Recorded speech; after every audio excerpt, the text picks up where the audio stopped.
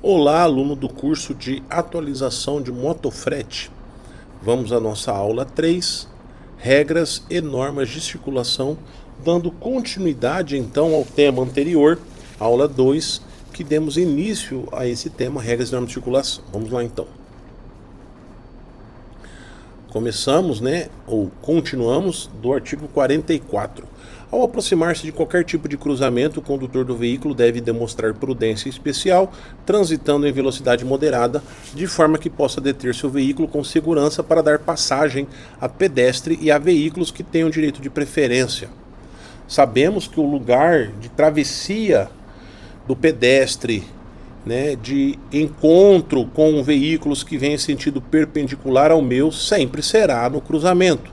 Então é importante que eu tenha esse entendimento, porque se for acontecer um sinistro, esse sinistro vai acontecer num cruzamento. Em sua maioria, os sinistros ocorrem em cruzamentos. Por quê? Porque é ali que vem um veículo contrário não, mas perpendicular ao meu. O que me garante que o fato de que existe ali um semáforo ou uma placa de parada obrigatória vai determinar que o veículo obedeça isso? Qual é a segurança que eu tenho? O regramento, a lei, tudo bem, mas não é importante eu dobrar os meios e garantir uma segurança a mais? Porque pode vir sim, e acontece muito isso, pessoas que não param o veículo quando o semáforo está vermelho ou em paradas obrigatórias. Lembrando que o maior prejudicado sempre será o motociclista. Ocorreram e ocorrem vários sinistros que demonstram isso. Pessoas em seus veículos de 4 rodas desobedecendo a sinalização vertical e a semafórica, atravessando o cruzamento e vindo a colidir com motocicletas em alta velocidade, o que ocasiona o óbito instantâneo desses motociclistas. Então eu tenho que pensar nisso, estar isso em mente e colocar em prática de que, mesmo que esteja aberto para mim o semáforo, esteja verde para mim, ou que eu esteja no preferencial, ao me aproximar de cruzamentos, eu devo diminuir a minha velocidade. Artigo 44A. É livre o movimento de conversão à direita diante de sinal vermelho do semáforo, onde houver sinalização indicativa que permita essa conversão, observados os artigos 44, 45 e 70 deste Código. É importante também entender que, por mais que esteja livre à direita, eu tenho que tomar cuidado com os pedestres que estão atravessando a faixa nessa via em que eu vou entrar, e a preferência é deles. Um outro detalhe importante é que, se esse veículo que está parado aí, ele tem a intenção de seguir em frente, ele deve obedecer o semáforo. Se o semáforo está vermelho, então ele está correto em estar parado aí, esperando o semáforo abrir para ele, ficar verde para ele. Não é porque ele está aí que ele é obrigado a virar à direita, sendo a direita livre, tudo bem? Para que isso fosse obrigado, teria que ter uma placa ali dizendo assim: faixa exclusiva de quem vai virar à direita, o que não é o caso. Então aí ele pode sim estar ali, e aí ele vai obedecer a sinalização da qual ele vai seguir. Se for em frente o semáforo, se for virar à direita, ele está livre para virar. Continuando, artigo 45. Mesmo que a indicação luminosa do semáforo lhe seja favorável, nenhum condutor pode entrar em uma interseção se houver possibilidade de ser obrigado a imobilizar o veículo na área do cruzamento, obstruindo ou impedindo a passagem do trânsito transversal. Se o veículo vermelho, pessoal, está aqui e ele quer chegar aqui tem que ter espaço para ele. Não adianta ele adentrar a área de cruzamento, que chamamos de área de conflito, para que ele, parando aqui o veículo e atrapalhando o cruzamento. Então, para que ele adentre aqui, ele tem que olhar aqui à frente e verificar que há espaço para o veículo dele. No caso aqui não há. Os veículos amarelo e branco estão congestionando aqui. Então ele deve o quê? Esperar aqui atrás. Essa situação, inclusive, já fechou o semáforo aqui, abriu aqui o outro, e aí o que acontece? Ele está aqui travando, então, o veículo azul, certo? Em seguir destino aqui. Tudo bem, pessoal? Então nós temos que entender isso e obedecer esse regramento. Artigo 46. Sempre que for necessária a imobilização temporária de um veículo no leito viário, a situação de emergência deverá ser providenciada a imediata sinalização de advertência na forma estabelecida pelo CONTRAN, que é o triângulo de sinalização. Observe, pessoal, que a imobilização temporária é em caso de emergência, porque eu não posso imobilizar meu veículo temporariamente se não seja emergência no leito viário. O leito viário, pessoal, significa na pista de rolamento. Aqui na imagem a gente observa que o veículo ele está até fora do acostamento, né? Aqui é o leito viário, aqui é o acostamento e ele está para lá. Então aqui tudo bem, é o certo. Mas existem situações que o veículo tem uma pane e ele para no leito viário mesmo. Tá? E aqui a gente observa que é uma situação de zona urbana, de vias laterais, vias arterial, coletora, local. Tá? E o veículo, se ele parou ali, infelizmente, por um problema mecânico, ele tem que providenciar a imediata colocação do triângulo de emergência, né, para sinalizar ali essa situação de emergência. Situação inesperada. Artigo 47. Quando proibido o estacionamento na via, a parada deverá restringir-se ao tempo indispensável para embarque ou desembarque de passageiros, desde que não interrompa ou perturbe o fluxo de veículos ou a locomoção de pedestres. É daí que vem o conceito, junto com o anexo 1, de que o embarque é o tempo estritamente necessário para a parada, desculpa, é o tempo estritamente necessário para o embarque e desembarque de passageiros. Certo? Então, passou do embarque e desembarque, é considerado estacionamento. E aqui no caso, ele fala aqui no 47 que quando proibido estacionar, é somente para parar para o embarque e desembarque. Se eu estiver aqui estacionado, estarei cometendo uma infração de trânsito. 47, parágrafo único.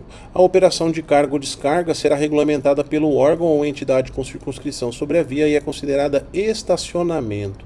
Por isso, pessoal, que nós temos aqui então a placa, né, estacionamento regulamentado e as descrições aqui dos regramentos para se estacionar aqui e realizar a operação de descarga ou carga.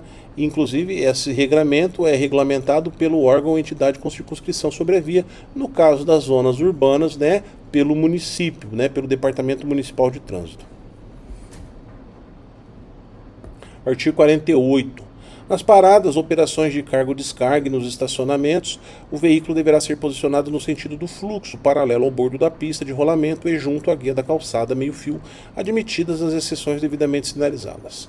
Nós temos aqui então alguns exemplos de veículos que estão no fluxo aqui da via, a via vai para lá, então todos parados no fluxo corretamente, todos paralelos ao meio-fio e todos estacionados próximos ao meio-fio, tanto em situações de operação de embarque, de carga e descarga, quanto estacionamento. Tudo bem?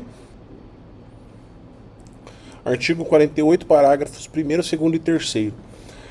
Parágrafo 1º. Nas vias providas de acostamento, os veículos parados, estacionados ou em operação de carga ou descarga deverão estar situados fora da pista de rolamento. A pista de rolamento, nós sabemos que ela vai aqui do bordo, certo? Né? Então, da linha divisória entre a faixa de trânsito e o acostamento, né, até o outro lado. Tudo bem? Então, você poderia me perguntar, então eu posso estacionar aqui na área de acostamento? Também não. O parágrafo 1º fala que eu não posso estacionar, não é verdade? Ó, nas vias providas de acostamento, os veículos parados ou estacionados de operação deverão estar situados fora da pista de rolamento. Então, ele fala que eu não posso nem parar, nem estacionar aqui na pista de rolamento, fora. Porém, no anexo 1, ele fala que a área de acostamento é uma área somente para parada em situações de emergência. Tudo bem? Então, eu também não posso parar aqui, certo? Só é permitido a parada em caso de emergência, no caso, um problema mecânico do veículo. Tá? Paradas ou estacionamentos somente fora do acostamento, como está aqui o exemplo desse veículo estacionado aqui após o acostamento. Parágrafo 2º. O estacionamento dos veículos motorizados de duas rodas será feito em posição perpendicular à guia da calçada, meio-fio e junto a ela, salvo quando houver sinalização que determine outra condição. Então as motocicletas aqui estão perpendicularmente à guia, né, ao meio-fio, paradas, sempre na sua maioria a facilidade é colocar com o pneu, a roda traseira encostando no meio-fio, né, porque facilita a saída, certo? Caso haja uma regulamentação que autorize outro posicionamento, né, aí quem vai determinar é o órgão sob circunscrição, com circunscrição sobre a via. E aí nós temos o parágrafo 3º. O estacionamento dos veículos sem abandono do condutor poderá ser feito somente nos locais previstos neste código ou daqueles regulamentados por sinalização específica. Esse parágrafo 3º ele não tem muita explicação porque até hoje o CTB não definiu o que seja o estacionamento dos veículos sem abandono do condutor. E não tem nenhuma regulamentação específica sobre esses locais de estacionamento. Seguindo, artigo 49, parágrafo único do CTB. O condutor e os passageiros não deverão abrir a porta do veículo, deixá-la aberta ou descer do veículo sem antes se certificarem de que isso não constitui perigo para eles e para outros usuários da via. Nesse caso, pessoal, é uma regra muito importante para nós motociclistas, porque nós devemos tomar cuidado, porque sempre somos nós as vítimas, né, dessa situação. E muitos condutores não prestam atenção nessa situação de abrirem as portas. Então, você que circula nas vias, né, tome cuidado, né, circular próximos aos veículos estacionados, né? Fiquem atentos aí para uma possível abertura de portas de forma errada. É por isso que eu recomendo, eu já falei isso e vou repetir, evite andar nos cantinhos da faixa de trânsito. Se você anda no meio da faixa de trânsito, bem central nela, não vai ter a situação de abrir a porta. A porta, mesmo sendo aberta de forma errada, ela não vai encostar em você. Tá? O problema é que o motociclista quer andar nos cantinhos, tanto do lado direito quanto do lado esquerdo. Aí, tá? Facilita o sinistro. Parágrafo único. O embarque e o desembarque devem ocorrer sempre do lado da calçada, exceto para o condutor. Isso aí para nós é tranquilo, porque é só buscarmos aí os lados, tanto direito ou esquerdo da via, caso seja uma via de mão única, e solicitar para que o passageiro, ao desembarcar, desembarque para o lado da calçada. Artigo 50. O uso de faixas laterais de domínio e das áreas adjacentes às estradas e rodovias obedecerá às condições de segurança do trânsito estabelecidas pelo órgão ou entidade com circunscrição sobre a via. Essas áreas aqui, pessoal, são chamadas de faixas de domínio. São as áreas de responsabilidade dos órgãos que têm competência sobre a via. No caso, uma rodovia federal é do DENIT, rodovia estadual é do DER. E a partir daí, dessa área do meio-fio aqui, né, da sarjeta do meio-fio, até a entrada do lote do terreno, que é o lote lindeiro, essa área aqui de mata, né, de mato, ela é, né, do órgão que tem circunscrição sobre a via, a entidade com circunscrição sobre a via.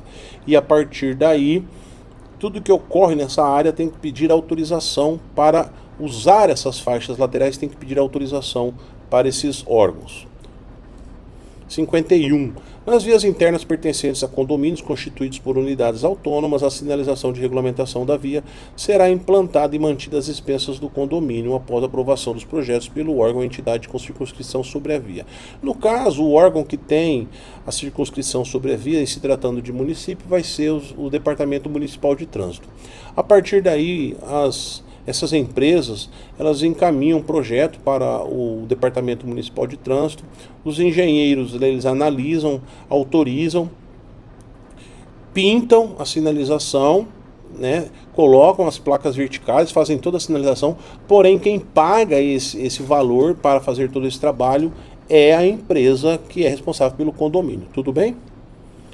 Artigo 52. Os veículos de tração animal serão conduzidos pela direita da pista, junto à guia da calçada, meio-fio ou acostamento, sempre que não houver faixa especial a eles destinada, devendo seus condutores obedecer no que couber às normas de circulação previstas neste código e as que vierem a ser fixadas pelo órgão ou entidade com circunscrição sobre a via.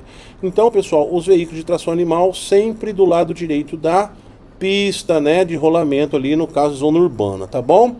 No caso de rodovia, eles podem trafegar no acostamento, caso não tenha faixa especial a eles. É o que está dizendo aqui o artigo 52.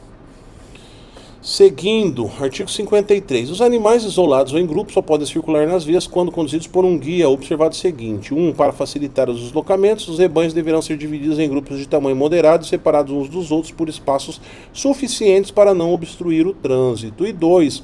Os animais que circularem pela pista de rolamento deverão ser mantidos junto ao bordo da pista. Tranquilo? Aí vamos para a questão dos motociclistas, é muito importante aqui. Os condutores de motocicletas, motonetas e ciclomotores só poderão circular nas vias. 1. Utilizando capacete de segurança com viseira ou óculos protetores.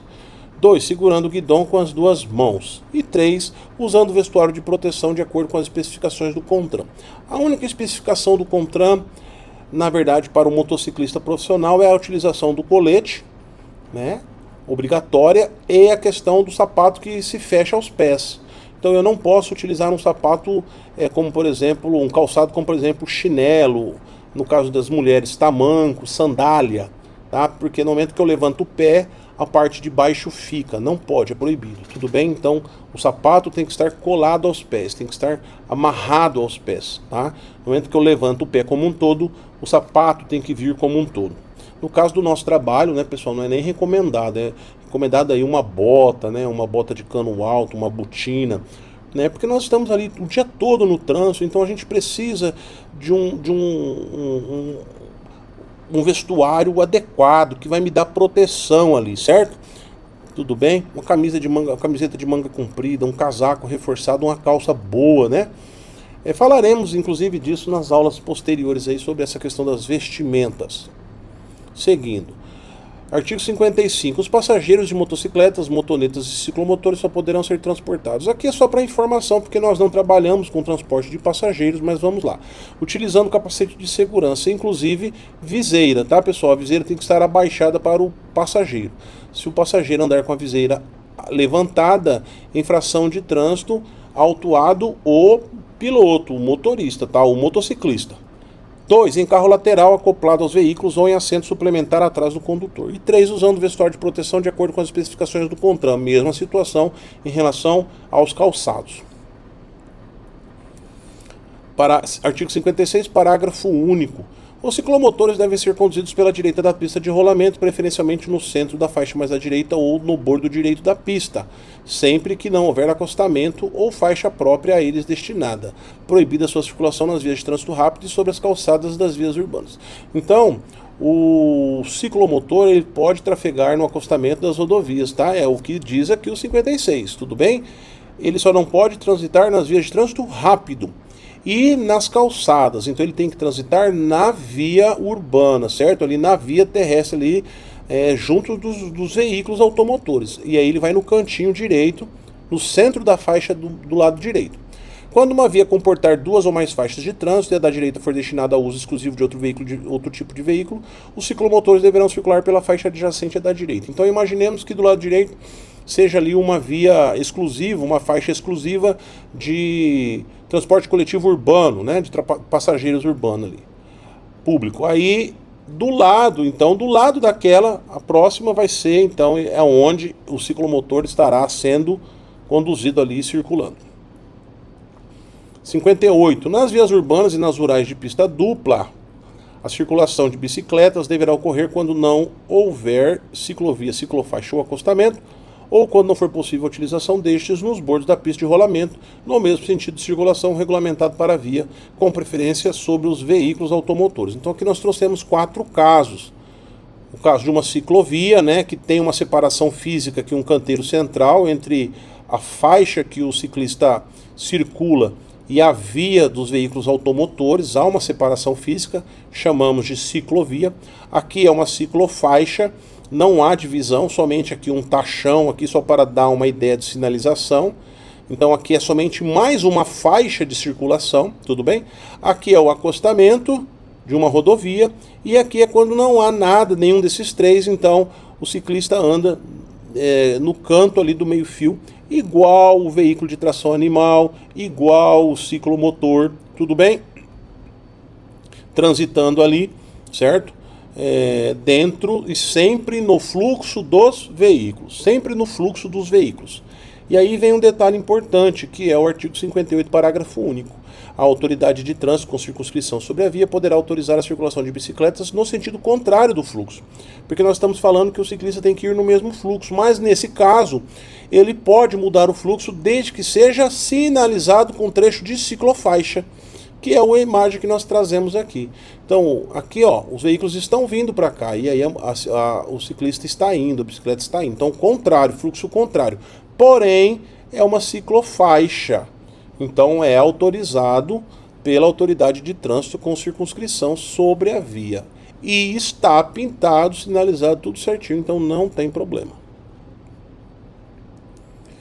O 59 vai trazer que, desde que autorizado e devidamente sinalizado pelo órgão ou entidade com circunscrição sobre a via, será permitida a circulação de bicicletas nos passeios. É o que chamamos de circulação compartilhada de ciclistas e pedestres. Então, a autoridade competente liberou, autorizou, sinalizou, pode ocorrer.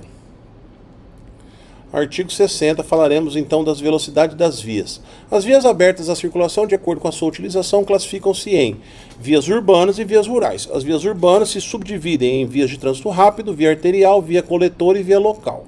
Já as vias rurais, rodovias e estradas. A partir daí, o parágrafo 1º e o artigo 61 dizem assim: a velocidade máxima permitida para a via será indicada por meio de sinalização, obedecidas suas características técnicas e as condições de trânsito. As características técnicas já sabemos. É a largura da via, se tem acostamento, se a via é pista dupla ou pista simples, o tipo de pavimento, a largura das faixas, quantidade de faixas de trânsito. Se é um aclive, declive, se ela é curva ou ela é em linha reta. São várias situações que determinam a velocidade. Tudo bem? A largura da pista. E aí, conforme essas análises técnicas, é colocado a velocidade máxima. Parágrafo 1º. Onde não existir essa sinalização regulamentadora, a velocidade máxima será D. Então, onde não tiver sinalização de placa ali, né, falando qual é a velocidade. Vias de trânsito rápido 80 km por hora, vias arteriais 60 km por hora, vias coletoras 40 km por hora, vias locais 30 km por hora, e isso nas vias urbanas. Nas vias rurais, rodovias de pista dupla. As rodovias de pista dupla são rodovias de duplo sentido, duplo sentido de circulação, não é? Sentidos contrários, porém com uma divisão física entre elas, certo? Muito bem. Pode ter um guarda-reio, pode ser uma barreira de concreto, pode ser uma cerca-viva, pode ser um córrego, um canteiro central. Há uma divisão física separando quem vai de quem vem, vamos dizer assim. Então, nas rodovias de pista dupla, automóveis, caminhonetes e motocicletas, 110 km por hora. Para os demais veículos, 90 km por hora. Já nas pistas simples, automóveis, caminhonetes e motocicletas 100 km por hora, para os demais veículos 90 km por hora. Nas estradas, 60 km por hora para todos os veículos.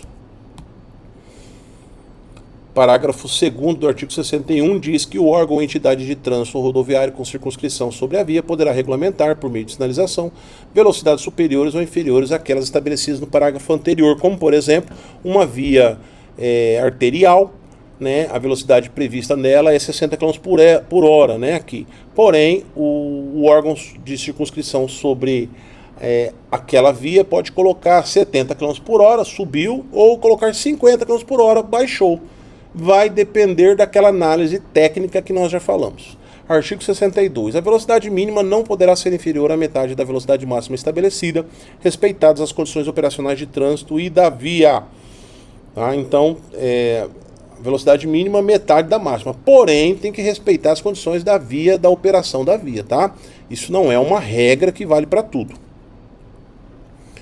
Seguindo, o artigo 64 diz assim: as crianças com idade inferior a 10 anos que não tenham atingido 1,45 m de altura devem ser transportadas nos bancos traseiros em dispositivo de retenção adequado para cada idade, peso e altura, salvo exceções relacionadas a tipos específicos de veículos regulamentadas pelo CONTRAN. O CONTRAN, inclusive, já regulamentou isso aí, né? Pergunto, as crianças que têm 10 anos e que não atingiram 1,45 podem ir no banco da frente? Podem. E as crianças que têm 1,45 ou mais e que não atingiram 10 anos podem ir no banco da frente? Também podem. Tudo bem? Parágrafo único. O CONTRAN disciplinará o uso excepcional de dispositivos de retenção no banco dianteiro do veículo e as especificações técnicas dos dispositivos de retenção a que se refere esse artigo. Inclusive, ele já regulamentou pela Resolução 819 de 2021. Ele traz aí os equipamentos de retenção, os dispositivos de retenção, o bebê conforto, a cadeirinha e o assento de elevação. Mas não vem ao nosso caso estudarmos isso a fundo, né? Porque, inclusive, nós nem utilizamos esses dispositivos aí no transporte da motocicleta, né? É mais um conhecimento geral. Artigo 65. É obrigatório o uso do cinto de segurança para condutor e passageiros em todas as vias do território nacional, salvo em situações regulamentadas pelo CONTRAN. Sabemos isso aí também, inclusive os passageiros devem utilizar. Seguindo a nossa aula, artigo 68. Aí vamos falar agora de pedestre, tá, pessoal? Caminhando aí para o final da nossa aula. É assegurada ao pedestre a utilização dos passeios ou passagens apropriadas das vias urbanas e dos acostamentos das vias rurais para a circulação, podendo a autoridade competente permitir a utilização de parte da calçada para outros fins, desde que não seja prejudicial ao fluxo de pedestres. Então, é assegurado esse direito ao pedestre, tanto em acostamentos quanto em vias urbanas, a utilização para a circulação dele, certo? Nas vias urbanas nas calçadas, né? E nas vias zona rural, nas rodovias, o acostamento. Parágrafo 1º. O ciclista desmontado empurrando a bicicleta equipara-se ao pedestre em direitos e deveres. É importante frisar aqui que é o ciclista. O motociclista não. Então o motociclista desceu da motocicleta, continua sendo motociclista, ele não se equipara ao pedestre. Então ele não pode empurrar essa motocicleta na contramão, ele não pode empurrar ela em cima da calçada, ele não pode empurrar ela em canteiro central, em cima de rotatória, em praça pública, ele não pode. Ele tem que, inclusive, continuar utilizando o capacete. Ah, acabou a gasolina da motocicleta, eu vou empurrar e tá calor, vou tirar o capacete. Infração de trânsito. Tá certo? Não existe regramento que autorize ele a isso. A única exceção é que quando a motocicleta tiver problema mecânico, é autorizado colocar ela em cima da calçada, ela ficar parada, não é circulando. Ela parada ali esperando, por exemplo, o mecânico, o apoio, alguma coisa ali que vai auxiliar. Tá? O guincho. Tudo bem? Agora, circulando em cima da calçada, empurrando sem capacete na contramão, infração de trânsito. Importante deixar bem claro isso aí. Parágrafo 2º. Nas áreas urbanas, quando não houver passeios ou quando não for possível a utilização destes, a circulação de pedestres na pista de rolamento será feita com prioridade sobre os veículos pelos bordos da pista em fila única, exceto em locais proibidos pela sinalização e nas situações em que a segurança ficar comprometida. A calçada ficou comprometida, não deixa que os pedestres seguirem, então eles vão aqui para a via, próximo ao meio-fio, em fila única, contrário ao fluxo dos veículos. Tudo bem? Seguindo, artigo 68, parágrafo 3º. Mesma coisa, nas vias rurais, quando não houver acostamento ou quando não for possível a utilização dele, a circulação de pedestres na pista de rolamento será feita com prioridade sobre os veículos pelos bordos da pista em fila única em sentido contrário ao deslocamento de veículos, exceto em locais proibidos pela sinalização e nas situações em que a segurança ficar comprometida. Então aqui, ó, rodovia, não tem acostamento, fila única, contrário aos veículos. Parágrafo 5º. Nos trechos urbanos de vias rurais e nas obras de arte a serem construídas, deverá ser previsto passeio destinado à circulação dos pedestres, que não deverão, nessas condições, usar o acostamento. Então há, por exemplo, uma situação de um viaduto, uma ponte, então tem que ser construída a passarela para os pedestres. Tá? Aí no caso de travessias de rodovias, também passarela para facilitar a travessia dele para o outro lado, certo? Onde houver obstrução da calçada ou da passagem para pedestres, o órgão ou entidade com circunscrição sobre a via deverá assegurar a devida sinalização e proteção para a circulação de pedestres. Neste caso aqui há uma construção, estão quebrando a calçada, e aí coloca-se então a tela, tambor, cone, criando aqui uma outra, vamos dizer assim, uma área de circulação dos pedestres com segurança. Tudo bem? Observe, fluxo contrário aos veículos, tá certo? Artigo 69. Para cruzar a pista de rolamento, o pedestre tomará precauções de segurança, levando em conta principalmente a visibilidade, a distância e a velocidade dos veículos, utilizando sempre as faixas ou passagens a ele destinadas, sempre que essas existirem numa distância de até 50 metros dele, observadas as seguintes disposições. Veremos quais são as disposições. Inciso 1. Onde não houver faixa ou passagem, o cruzamento da via deverá ser feito em sentido perpendicular ao do seu eixo. Então a gente observa que os pedestres em linha reta, certo? Tudo bem? Perpendicular ao trajeto da via. Inciso 2. Para atravessar uma passagem sinalizada para pedestres ou delimitada por marcas sobre a pista, onde houver foco de pedestres, obedecer às indicações das luzes. Então eu vou obedecer aqui o sinal verde do foco. Onde não houver foco de pedestres, aguardar que o semáforo ou o agente de trânsito interrompa o fluxo de veículos. Então aqui o agente está segurando o veículo para o pedestre atravessar. Caso não tenha o agente, tenha somente o semáforo do veículo, quando ficar vermelho para o veículo, o pedestre pode atravessar. Artigo 69, inciso 3. Nas interseções e em suas proximidades, onde não existam faixas de travessia, os pedestres devem atravessar a via na continuação da calçada, observadas as seguintes normas. Não deverão adentrar na pista sem antes se certificar de que podem fazê-lo sem obstruir o trânsito de veículos. E 2, ou B, uma vez iniciada a travessia de uma pista, os pedestres não deverão aumentar o seu percurso, demorar-se ou parar sobre ela sem necessidade. Observem aqui, são duas situações, Então, mesmo que não é aqui no Brasil, é uma imagem dos Estados Unidos, mas os pedestres vão dar sequência aqui, Então, na sequência da calçada, certo? Tudo bem? No cruzamento.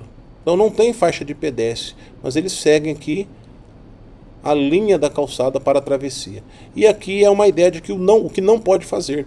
Então, atravessar parando o veículo, atrapalhando o ciclo a circulação do veículo, olhando o celular, atravessando devagar, certo? Então são situações que não podem, um lugar que não existe nem faixa de trânsito, faixa de pedestre, então não podem ocorrer situações como essa aí, tá? Artigo 70. Os pedestres que estiverem atravessando a via sobre as faixas delimitadas para esse fim terão prioridade de passagem, exceto nos locais com sinalização semafórica, onde deverão ser respeitadas as disposições deste código. Se tem o semáforo, eu vou obedecer o semáforo. Agora, se não tem o semáforo, eu tenho que... Tudo bem que eu tenho a prioridade sobre os veículos, mas eu tenho que ser visto. Primeiro eu tenho que sinalizar para os motoristas, os condutores dos veículos, que eu quero atravessar. Então eu levanto meu braço indicando a minha intenção. Faço um contato visual para que eles vejam o que eu quero fazer. Eu não posso adentrar na via e sair andando. E isso é muito importante porque muitos pedestres leem esse artigo 70 e acham que porque eles têm preferência eles podem entrar e sair, Então tomem cuidado, motociclistas, porque nós temos que cuidar dos mais vulneráveis e o pedestre é o mais vulnerável. Já falamos sobre isso. Existe uma infração que causa suspensão do direito de dirigir, que é ameaçar os pedestres na via, na travessia. Ela é muito específica e acontece muito. Nos locais em que houver sinalização semafórica de controle de passagem, será dada preferência aos pedestres que não tenham concluído a travessia, mesmo em caso de mudança do semáforo, liberando a passagem de veículos, dos veículos. É o que eu acabei de dizer.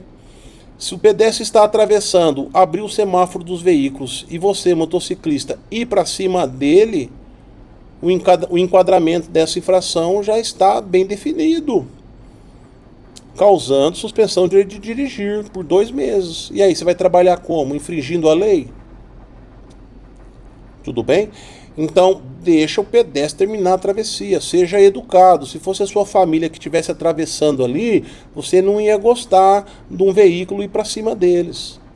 Respeite, então. Não queira aos outros, não faça aos outros o que você não quer que façam a você. Artigo 71, para finalizar a nossa aula, o órgão ou entidade com circunscrição sobre a via manterá obrigatoriamente as faixas e passagens de pedestres em boas condições de visibilidade, higiene, segurança e sinalização. Então, é responsabilidade dos órgãos pintarem, sinalizarem de acordo, para que fiquem bem visíveis as faixas de travessia. Finalizamos então a nossa aula 3, regras e normas de circulação, certo? Continuamos então, próxima aula, aula 4. Qualquer dúvida, mande pergunta aí para nós, temos uma equipe pronta para responder. Um grande abraço e até a próxima aula.